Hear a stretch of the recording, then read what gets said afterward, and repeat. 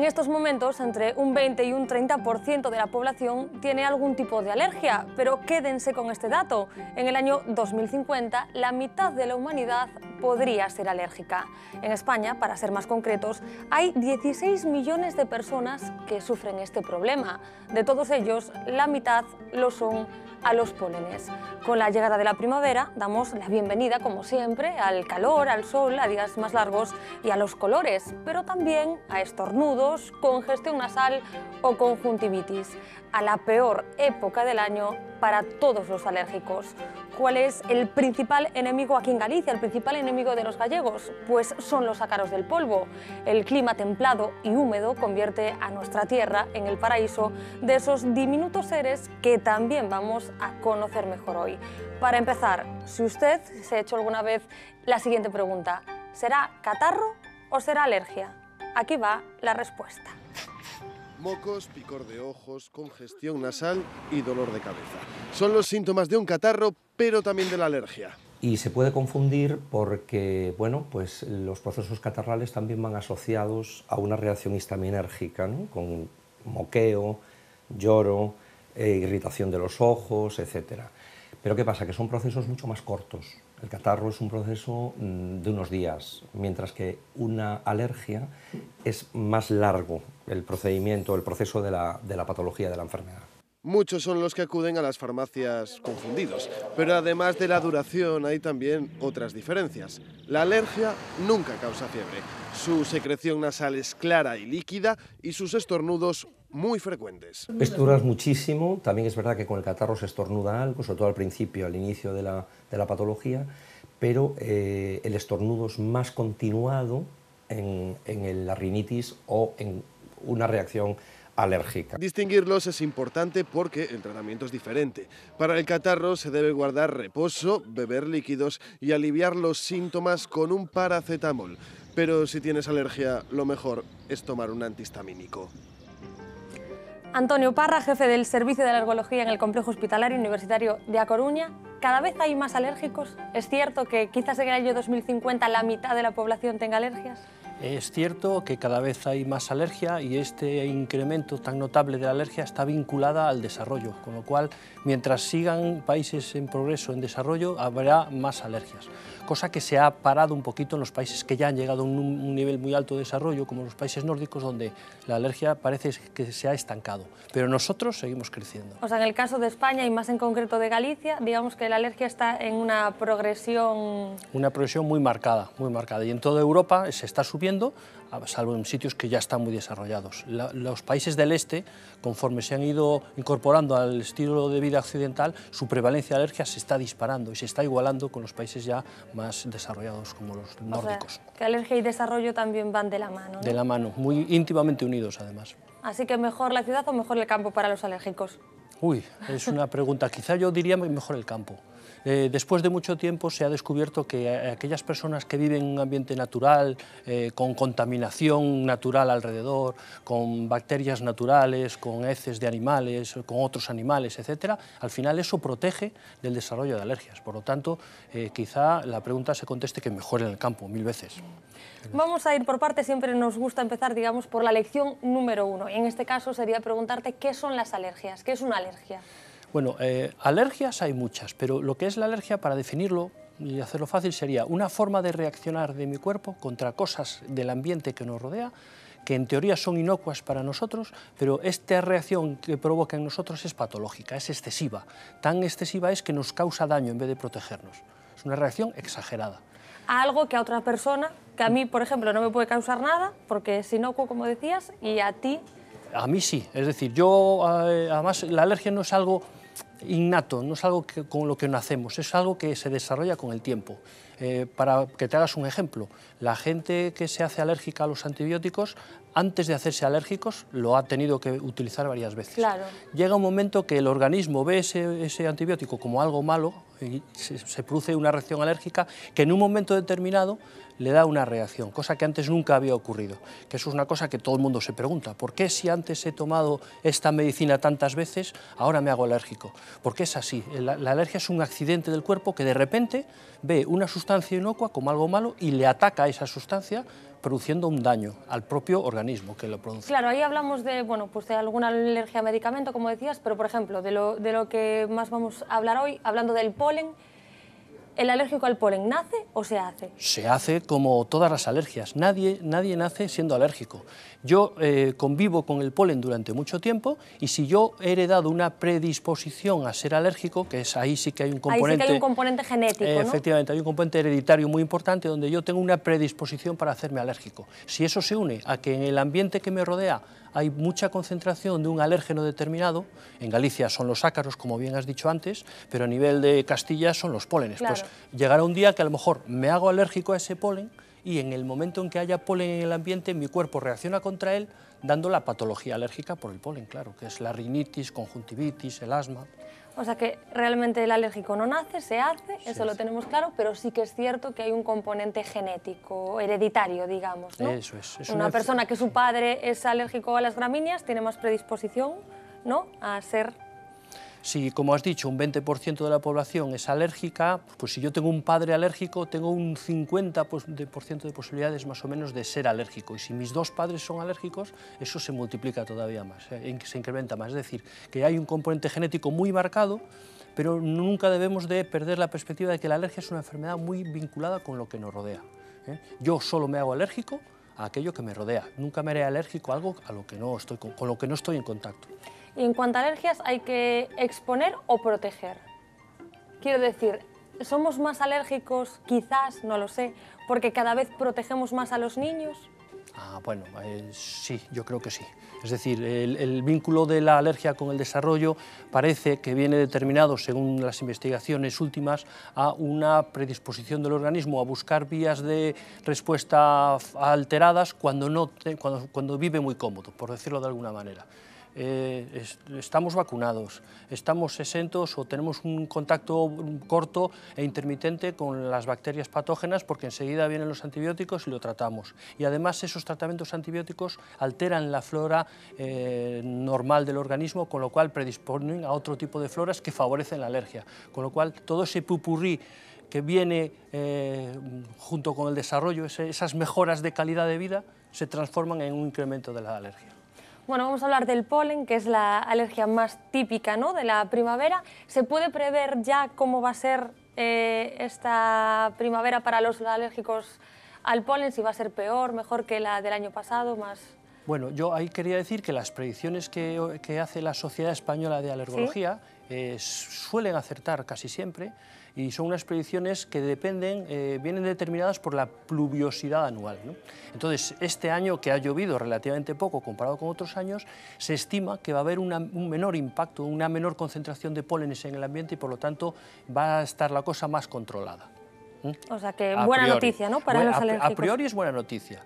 ¿Qué ocurre en Galicia? Pues es que en Galicia, dentro de lo malo que es ser alérgico al polen, los alérgicos a los pólenes en Galicia sufren mucho menos que el resto de la península ibérica, porque las concentraciones del polen en Galicia suelen ser relativamente bajas. Y es que encima, si en Galicia llueve un día de mayo o de junio, la lluvia hace de efecto de limpieza, limpia la atmósfera de muchos pólenes y por lo tanto esas previsiones se caen, porque depende mucho del día a día, en el caso de Galicia. Claro, como que en Galicia vamos también a lo mejor un poco a contracorriente, porque muchas veces también llega como después, ¿no? O sea, más tarde y a lo mejor no sé si se alarga más también. La polinización en Galicia empieza a haber granos de polen significativos un poquito antes, pero nunca llegan a las concentraciones que llegan en Castilla. Claro. En Castilla pueden llegar a 15.000 pólenes por metro cúbico de aire. En Galicia estamos en 2.000, 3.000, 4.000 como mucho. Por lo tanto, los alérgicos al polen de Galicia tienen síntomas menos intensos que en la península y más duraderos, porque Galicia se mantiene verde más tiempo. En Castilla es muy llamativo. Todo el mundo ve que como hay una época de verdor, que es en los meses de mayo a junio, y a partir de ahí se queda todo amarillo. Se han secado todas las gramíneas. En Galicia sigue habiendo verde, sigue habiendo polen en pequeñas concentraciones. Entonces, esa época de sufrir el polen es un poquito más larga que en Castilla, claro, pero los alérgicos al polen de Castilla vienen a Galicia a pasarlo menos mal. porque hay menos concentración de polen.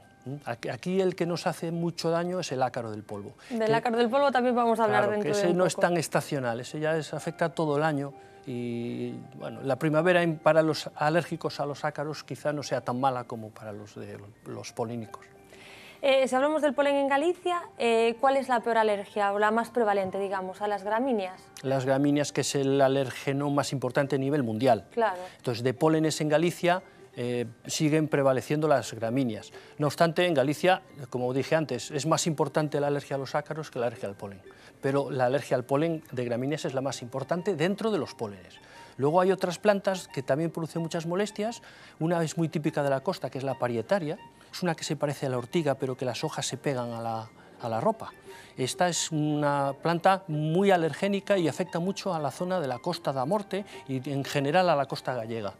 Entonces esa sí que es una planta que suele producir síntomas de alergia muy prolongados en el tiempo, que pueden llegar a septiembre, octubre, y además se asocian con asma. Y curiosamente, no sabemos por qué, los alérgicos al polen de parietaria suelen ser gente un poquito mayor que la gente que es alérgica al polen de las gramíneas, que son gente pues, preadolescente, 15 años. Los alérgicos a la parietaria son adultos generalmente. Te iba a preguntar, porque yo no sé si hablando de pólenes, ¿cuáles son las peores zonas de Galicia, digamos? Cuanto más cercano al clima continental sea, peor, porque el clima continental se asocia a mayores cuentas de pólenes por metro cúbico de aire. Entonces, Orense, mucho peor Sí. que Lugo, que a su vez es peor que la costa, porque en la costa siempre hay menos concentración de polen. Así que los de Orense mejor que nos vengamos a la costa a pasar eso es. estos meses. Vamos a hablar también un poco de los síntomas, porque lo veíamos al principio, que mucha gente, dicen los farmacéuticos, que llega a esta época del año y aparecen por allí diciendo, no sé si tengo catarro o tengo alergia. Lo veíamos un poco al principio, pero quería preguntarte por esos síntomas diferenciadores que cuando alguien duda, ¿qué tengo, catarro o alergia? Bueno, me gustaría antes decirte una cosita, Sí. matizar, es decir, no todos los alérgenos, es decir, no todas las causas de alergia producen los síntomas iguales. Claro. Siendo los mismos síntomas, hay matices muy grandes que diferencian unos de otros. Por ejemplo, un alérgico al polen tiene molestias, sobre todo de picor, de estornudos, de moquera, y que se limita a una época del año y que es recurrente esa época del año, con lo cual es fácil sospechar. Cuando el síntoma predominante es el picor de ojos, el picor de nariz, estar hecho un cisco, etc., suele ser muy fácil. ¿Qué ocurre con los ácaros del polvo? Pues el ácaro del polvo está todo el año delante de nosotros. Estamos respirando partículas de ácaros todo el año y produce una inflamación crónica de bajo grado, entre comillas, que se traduce en, sobre todo, obstrucción, congestión de nariz, también picor, también estornudos, pero es más solapada la molestia y eso sí que es mucho más difícil de diferenciar de un catarro. Entonces ahí nos ayuda un poquito la falta de otros síntomas asociados con el catarro, como la fiebre, malestar general, etcétera, las características de la secreción, en los catarros inicialmente es acuosa, pero luego acaba siendo purulenta, en los alérgicos en general no, y luego la recurrencia año tras año en la misma temporada, ¿no? Y luego lo que nosotros llamamos una buena anamnesis alergológica, es decir, nosotros cuando hablamos de una persona que sufre este tipo de molestias incidimos mucho en desencadenantes, ¿no? El alérgico a los ácaros se pone muy mal o empeora de sus molestias después de hacer la limpieza, al manipular un armario cerrado, al sacudir alfombras. Es un claro signo de que la alergia seguramente está detrás. De todas maneras, ante un catarro muy recurrente o síntomas catarrales persistentes, hay que sospechar una alergia o por lo menos descartarla. Claro, esta gente que a lo mejor siempre está catarrada debería a lo mejor hacerse de lo que vamos a hablar ahora, que son las pruebas de alergia. ¿Cuándo hay que hacerse esas pruebas? A la mínima sospecha, y si las molestias son intensas, vamos a ver, si yo tengo una molestia en los meses de mayo, junio, que tengo unos pocos estornudos, mocos y es recurrente y está claro, pues podemos pasar de hacer ningún estudio porque ya está claro, ¿no? Pero la mayoría de los alérgicos no se portan así. Entonces yo diría que si estos síntomas del catarro son persistentes o muy recurrentes y requieren tratamiento con cierta frecuencia o simplemente que sean muy molestos, vale la pena hacer un estudio, vale la pena saber a qué soy alérgico porque es rentable. Es decir, para ponerle remedio, claro. Claro, es decir, es que estamos hablando de que un catarro se trata de una manera y una alergia se trata de la contraria. Entonces estar tratando a la alergia como un catarro es contraproducente. ¿Hay alguna edad para hacerse esas pruebas? No, se puede hacer un estudio alérgico en cualquier momento, siempre que haya una sospecha. Es decir, aquí no es que ¿Desde niños pequeñitos? Sí, se puede. ¿Qué ocurre? Que sí que es cierto que las enfermedades alérgicas en los niños a lo mejor pueden tardar en aparecer unas pruebas positivas, retrasarse un poco, pero hay alérgicos, niños alérgicos, no solo a alérgenos inhalantes, sino a alimentos, que se les puede hacer un estudio alérgico al año de edad o antes del año de edad si hay sospecha. Bueno, estamos hablando de esas pruebas de alergias y nosotros mismos nos hemos ido a realizar una. Bueno, realmente ha sido nuestro compañero Pablo Carballo el que nos ha servido esta vez de conejillo de Indias, así que vamos a ver cómo es el procedimiento y también cuál ha sido el resultado.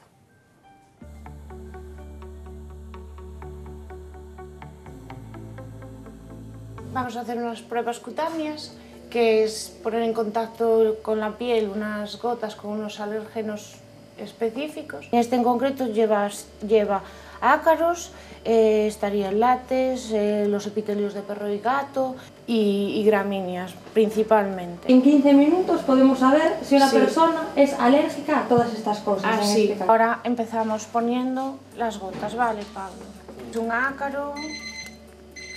Este es otro ácaro y vamos marcando, ¿sabes?, las filas para nosotras saber en qué fila vamos y a qué corresponde cada gota después. En este caso serían 23. Lo aplicamos, pero bueno, tampoco es tan... es molesto, pero no es... 23 gotas y 23 pinchacitos. Sí, secamos y ahora sí es importante que no te rasques, aunque te pique.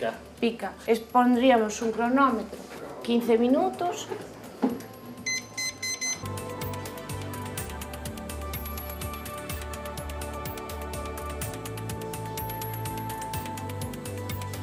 Ahora ya pasaron los 15 minutos y vamos a hacer la lectura de la prueba, ¿vale?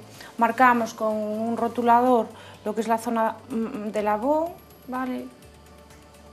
Y marcamos también, así más discontinuo, pues la zona que se ha enrojecido alrededor del... Entonces lo paso aquí. Pues vemos que Pablo que ha tenido reacción a los ácaros, al epitelio de perro y gato, a la gamba, a la cucaracha y a gramínea. Este es el control positivo que conforme está bien hecha la prueba, que con esto lo pasaríamos a la consulta del médico. Lo que muestran las pruebas alérgicas es que son positivas a los ácaros del polvo, a varios tipos de ácaros, es muy típico de Galicia, que hay ácaros, hay tanta humedad que hay un montón de especies de ácaros que en otras zonas de la península no hay. Parece relevante tu sensibilización al epitelio de gato y también a los pólenes, no así el perro, ni la gamba ni la cucaracha, a la cual no tienes que darle gran importancia, ¿eh? Es decir, no siempre que una prueba es positiva es relevante y eso es muy importante discriminarlo porque si no se darían tratamientos que no son eficaces, ¿eh? Bueno, ya todo el mundo sabe a qué le tiene alergia nuestro compañero Pablo Carballo, pero quería hablar un poco de los tratamientos. ¿Qué tratamientos existen ahora mismo para tratar este tipo de alergias? Bueno, primero me gustaría decir que la base de un tratamiento es saber a lo que tengo alergia, porque si es un alérgeno evitable, eso puede solamente por sí mismo llevar a la curación. Si yo detecto que soy alérgico al hámster siberiano, que hay casos de alergia tan selectiva como esa... Pues nunca te acerques a un hámster siberiano. Claro, lo quitas de casa y te estás curado, ¿no? ¿Qué ocurre? Que no todos los alérgenos son evitables. Pero sí que es cierto que hay ciertas medidas que se aplican para cada alérgeno que pueden ayudarnos un poquito, es decir, evitación de... solas por sí mismas no curan, pero no hacerlas a lo mejor sí que condicionan que la enfermedad alérgica no vaya bien y no responda a otros tratamientos. Claro, como estamos hablando, digamos, ahora un poco más de polen, también vamos a hablar de ácaros. Claro. ¿Cuáles son los principales tratamientos que cuando una persona se va a hacer estas pruebas y dicen, vale, pues eres alérgico a las gramíneas? El polen, pues en el caso del polen es aplicar sentido común. El sentido común dice, ¿me afecta el polen que está vagando por el aire porque es aerovagante el polen que nos afecta? Pues entonces evitar salir al campo días muy soleados o muy ventosos, evitar salidas al campo en épocas en las que con la concentración de polen al campo o a la calle, hay que decir, claro, porque el polen navega kilómetros por el aire. Entonces hay que evitar esos días soleados y ventosos, evitar horas del día de mayor sol, procurar ir mejor por la mañana, que hay menos concentraciones de pólenes, y luego si yo tengo que salir, pues iré en un coche con la ventana cerrada, con el filtro del aire acondicionado puesto para que no me entre el polen dentro del coche, usar gafas de sol, es decir, medidas que palían de alguna manera el efecto del polen en las mucosas.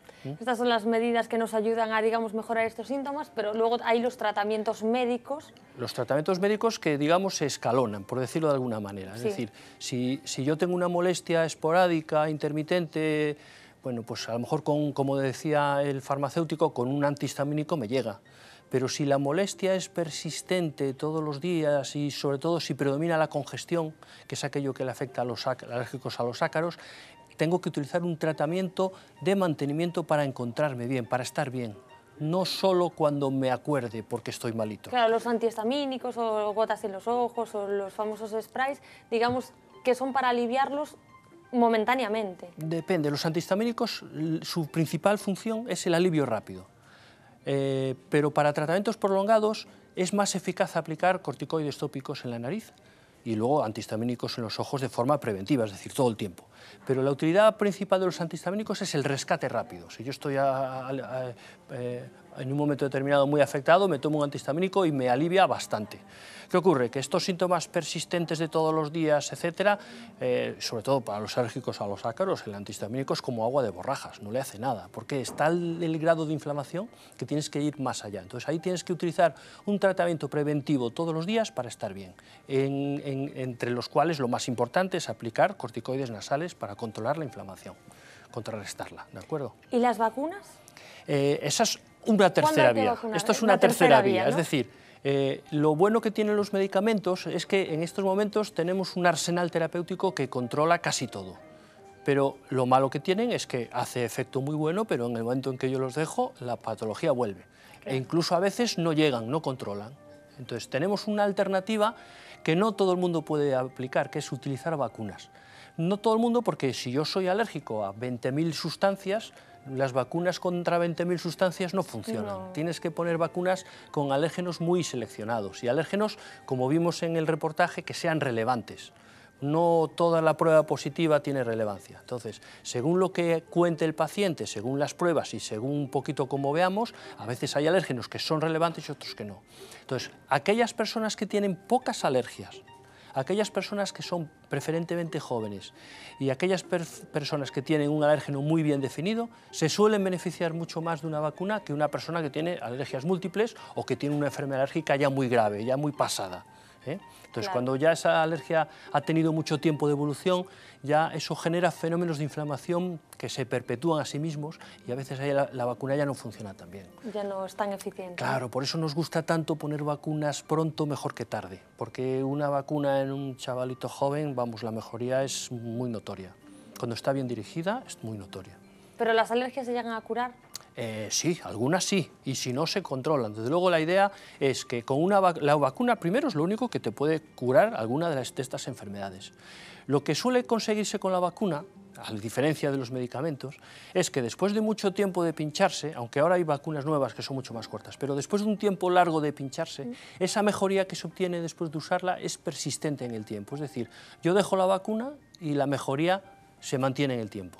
Que eso es lo que nos diferencia la vacuna de las medicinas, que claro, si yo solo uso medicinas, estoy condenado a tener que usarlas prácticamente de por vida, salvo que me vaya a vivir donde no está ese alérgeno que me afecta a mí.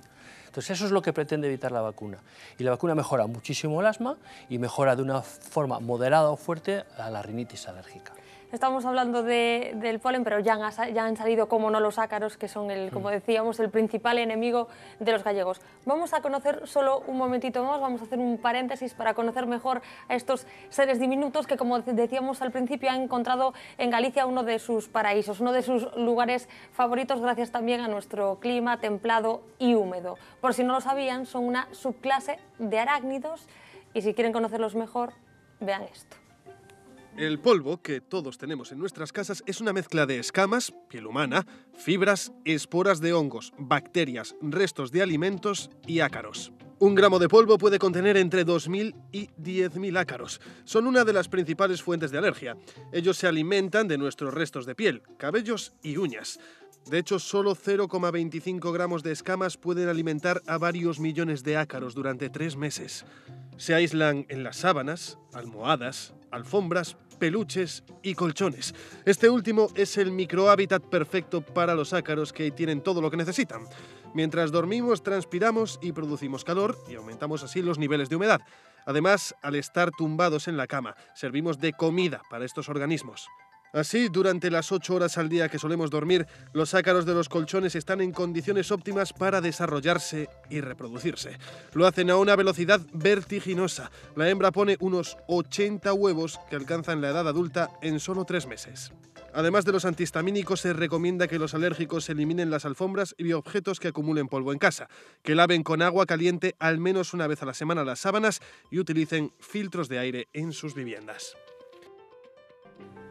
Bueno, los ácaros son así, ¿no? El principal enemigo de todos los gallegos. Son un terrible problema para los alérgicos porque son muy difíciles de erradicar. Por mucho que yo limpie el colchón en profundidad, por mucho que haga, todo palía los síntomas, pero no llega, es difícil de luchar contra ellos. ¿Y para los ácaros también hay una época del año que es peor? ¿La primavera influye, no influye? El ácaro en nuestra comunidad es perenne, diario, y vamos, puedes tener épocas en cualquier época del año. Sí que es cierto que tiende a haber cierta estacionalidad, en el sentido de que en otoño y en primavera temprana los pólenes son mayo, junio, etc. El ácaro suele ser febrero, marzo, abril y luego en otoño, que es temperatura suave y mucha humedad, que eso es lo que favorece que crezcan. Si a los ácaros les quitas la humedad del ambiente, se mueren por desecación. Si tú coges la ropa de la cama y la pones al sol una mañana y les da el sol, se mueren. Es decir, ¿qué pasa? Que no tenemos en esa época del año en Galicia, y más cuanto más al norte, no tenemos el sol suficiente como para acabar con los ácaros. Claro, decíamos antes los consejos para los alérgicos al polen, veíamos en este vídeo algunos consejos para los alérgicos a los ácaros, aparte de los tratamientos de los que ya me has hablado. Consejos como ese que me estabas dando, ¿no? A pesar de que a lo mejor a veces es difícil poder hacerlo aquí en Galicia. Para luchar contra los ácaros hay que hacer una sumación de cosas. Primero, evitar la humedad en la casa. Y en la casa, más que en la casa, en el dormitorio, porque para que una deshumidificación sea eficaz, tienes que bajar la humedad ambiental por debajo del 50%, porque por encima ellos siguen viviendo casi a sus anchas. Claro. Y eso es muy difícil de conseguir, sobre todo si yo cojo un deshumidificador y lo tengo paseando por toda la casa. Lo tengo que centrar en el dormitorio, donde yo paso más tiempo, que es donde duermo. Y además tengo que comprar una funda para aislar a los ácaros del colchón. Por mucho que yo aspire con la más potente de las aspiradoras, nunca eliminaré todos los ácaros que hay ahí. Y los que quedan se reproducen en 3 semanas. Con lo cual, hay que ser inteligentes y hay que aislarlos. Entonces, hay fundas especiales antiácaros que hacen una barrera en la cual el ácaro sigue haciendo su vida y tú haces la tuya fuera. ¿Qué otras implicaciones tiene esto? ¿Qué estamos diciendo? Bueno, pues que mejor tener colchones de látex, mejor tener colchón que no sea muy antiguo. Un colchón muy antiguo es un reservorio enorme de ácaros a partir del cual se infesta toda la casa. Que no se paran de reproducir, como veíamos. Claro, y luego volvemos al sentido común, es decir, en una habitación de una persona con alergia a los ácaros, cualquier cosa que favorezca la acumulación de polvo es mala, entonces hay que quitar lo que no haga falta. Tampoco se trata de que tengamos una habitación de un monasterio, pero sí intentar minimizar esos problemas. Los problemas de humedad es muy importante, porque donde hay humedad hay ácaros, y luego, si tengo que hacer la limpieza, no estropear las cosas. Si yo utilizo una aspiradora normal sin filtro EPA, que ahora casi todas la tienen, lo que hago es meter por un lado el polvo y por otro lado salen las partículas de los ácaros, que son tan pequeñas que atraviesan la bolsa de la aspiradora. Entonces tienen que tener aspiradora un filtro, que se llama filtro EPA, para que haga una barrera eficaz contra esos alérgenos. Otras cosas, purificar el aire con filtros, etc. Pero bueno, las claves están dichas. Son esas. Bueno, estamos terminando ya, pero como estamos hablando también un poco de los enemigos de la primavera, también vamos a hablar de la asteria primaveral. Vamos a ver un vídeo para tratar de dirimir si es un mito o una realidad, y sepan, ya les adelanto, que también tiene que ver con las alergias. Empieza la primavera y muchos sienten su llegada físicamente. Se despiertan cansados y no saben por qué, no tienen ganas de salir, rinden menos en el trabajo y tienen sueño durante todo el día. Son los síntomas de la astenia primaveral. ¿Pero es un mito o existe realmente? Existir existe porque é un proceso adaptativo, pero non é unha doenza nin é un trastorno. Ten que ver co aumento do número de horas de luz, o aumento da temperatura, e isto fai que cambien tamén os ritmos circadianos. Son os ritmos do sono, non? E isto fai que nos sintamos fundamentalmente con menos enerxía, máis cansos, con algún pequeno déficit cognitivo a nivel da atención, da concentración e da memoria, teñamos máis dificultades para conciliar o sono, que perdamos o apetito, pero é un proceso adaptativo que se soluciona en moi poucos días. Iso depende da vulnerabilidade, porque hai persoas que son alérxicas e outras non, por exemplo, porque hai persoas que teñen máis tendencia a padecer un tipo de problemas. Non todos respondemos igual aos cambios adaptativos. Unha alimentación axeitada, respetar os hábitos de sono, facer exercicio moderado, non consumir tóxicos. É dicir, o que debemos de facer durante todo o ano, pois, ahora que mellor está un poquinho máis indicado no senso de intentar evitar esta falta de enerxía, falta de sensación de cansancio. Bueno, me decías, Antonio, ya para terminar, que puede haber una pequeña conexión, ¿no?, entre alergias y astenia primaveral. Sí, hombre, las personas que sufren una rinitis alérgica, entre los síntomas de la rinitis es la astenia, el cansancio, y que algunos achacan a los antihistamínicos, pero que la propia enfermedad lo produce. Pero no tiene nada que ver con la astenia de la que hablamos, ¿eh? Es otra cosa. Perfecto. Bueno, pues muchísimas gracias, ya tenemos que dejarlo aquí, como siempre el tiempo se nos pasa volando, así que vosotros ya sabéis, el próximo miércoles tenéis una nueva cita aquí en Sana Sana. Hasta entonces, cuídense.